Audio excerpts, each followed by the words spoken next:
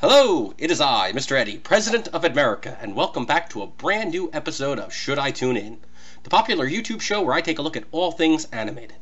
So, last time on this show, I took a look at the popular summer blockbuster Pixar's Inside Out, and I'll link to that review somewhere or somehow, I don't know how yet.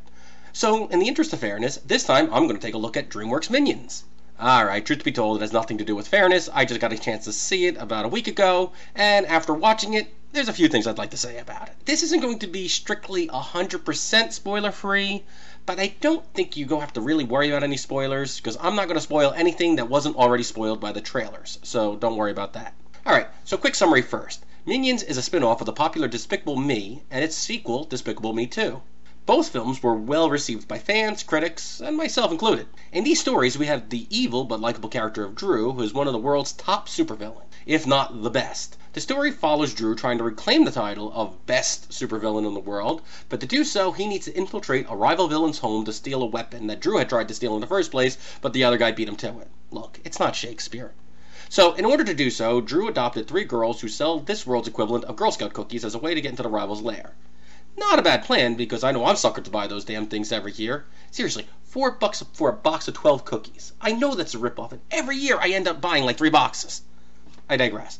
So Drew plans to ditch the girls as soon as he can, but as you might expect from this kind of movie, he grows fond of them, and he keeps them, and he raises on his own. It's actually very touching. The sequels explore this idea even more, and turns Drew from an evil genius into a spy, and I like these movies. The humor's tight, the writing's well done, and the character's very likable.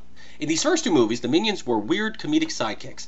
They were good in the role. They worked really well. They were weird, they were likable, they were cute, they were funny. And not only that, but they were a merchandiser's wet dream. They slapped their likeness on anything they could manage to slap it on. So with that kind of popularity, it's no wonder that Dreamworks decided to give these walking, talking Twinkies their own movie. The question is, are these comedic side characters strong enough to carry an entire movie by themselves? Short answer? No. Long answer? Well, let's take a look at the film. The film starts off by telling the backstory of the Minions, where they came from, etc. Now, I'm going to be honest here. Going into the movie, I was kind of down on this idea. The Minions were just these weird, funny, yet likable things that worked for Drew. I didn't think they needed an origin story. They just were there. However, I admit I was wrong on this one. I actually really enjoyed that part of the story. I think the first 15 minutes that explores this is the strongest part of the movie. We find out that the Minions journey through history looking to serve the biggest, baddest thing on the planet. And it's all narrated like one of those mockumentary cartoons from Merry Melodies, or, like a Goofy's how-to cartoon. It's really well done. It would have made an amazing short cartoon to play before Despicable Me 3. Instead, the film just continues on from there. After a long string of mishaps, the Minions make a civilization for themselves in this frozen climate. I think it's supposed to be Russia, but it might be the North Pole. I'm not 100% sure. The movie doesn't make it clear. They do well for their little civilization there, but they grow bored and listless with no evil master to serve. So the plot of the movie is that in 1970, 3 Minions set forth to try to find a new master. The movie's still good through this point. There's some really good comedic scenes. In fact, one of the funniest gags in the whole movie happens here, and through a series of mishaps, they end up at VillainCon. It's a meeting ground for all the villains of the world. Kind of like a convention. Think MagFest, but with evil instead of music. Or think E3 with way less evil and much less deception. Here, the Minions meet the antagonist of the movie, Scarlet Overkill, which is a great name, by the way. The most evil supervillainess the world has ever seen. So, of course, the Minions work for her. I'd feel like I'm giving spoilers anyway by calling her the antagonist because Scarlet treats them nice in the first place, but the trailer spoils it right away, so why shouldn't I? I don't want you to take this the wrong way, but I hate you. This is torture. See? Right there, right in the trailer. Any shock is gone. And you see, actually, that's one of the weakest parts of the movie. The turn happens for no good reason. She starts out that she's nice to him, but, there's kind of a dark strictness there, and then she sets him on a task. They complete the task, but with one of those wacky misunderstanding tropes you see in every freaking movie nowadays, the one. One of the character feels that the other one betrayed them through some misunderstanding, and the whole movie stalls until it gets settled, even though in real life it would all be worked out just by simply talking about it for about 10 seconds. So, that one? Yeah, they do it here. But it's worse, because even after it's settled, she still hates them. Why? Because you're about halfway through the movie, and at this point in the movie, the writers and the audience have now gotten bored. They just want the minions to speak their gibberish, which has gotten really old by now, and just stick around so they can sell Tic Tacs and Twinkies. So from this point on, the movie just drags. There's decent jokes here and there, like the torture scene, which is also something that's spoiled from the trailers.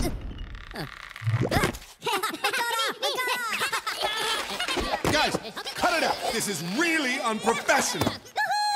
But the weird thing is, they still write Scarlet and her boyfriend as kind of likable, even though they've turned into the antagonists of the movie, and they never come back. And the movie's flow suffers because of this.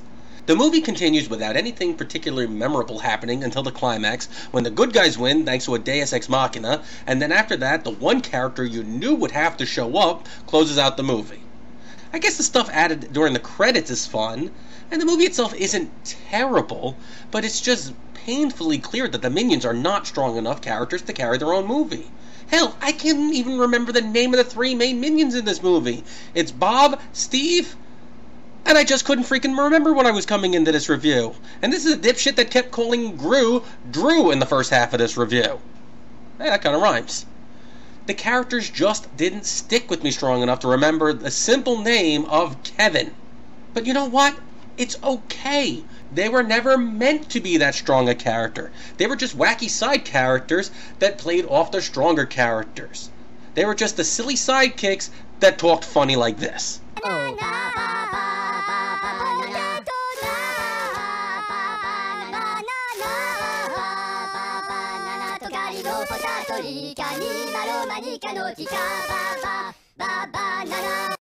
You like that, right? It's funny. The way they talk, it's kind of funny, right? Now imagine that kind of talking that goes on for 90 fucking minutes. Jesus H-tap dancing Christ on a tightrope. That totally doesn't get old real fast. After a while, they just sound like the Murlocs from World of Warcraft.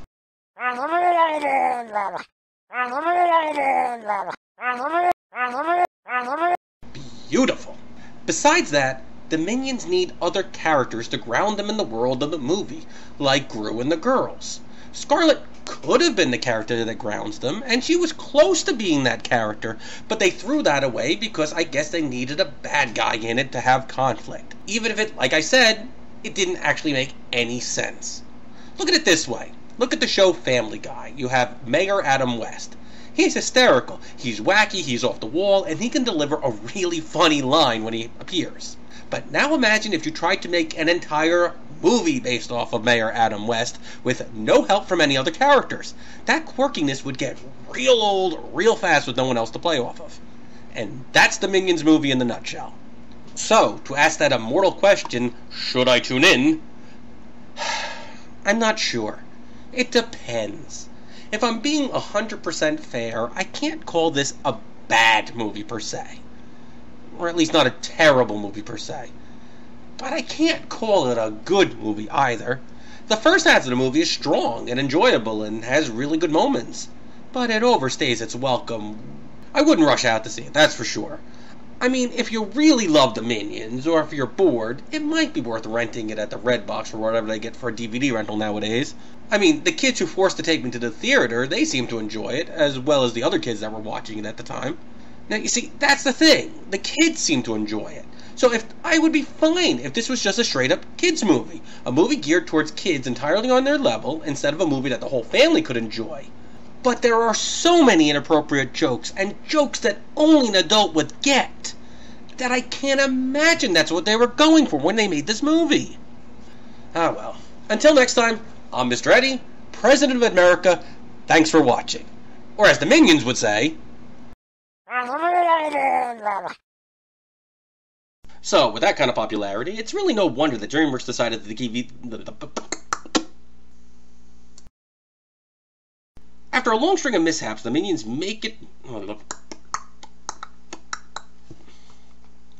After a long string of mishaps, the Minions make it... Fuck that up again.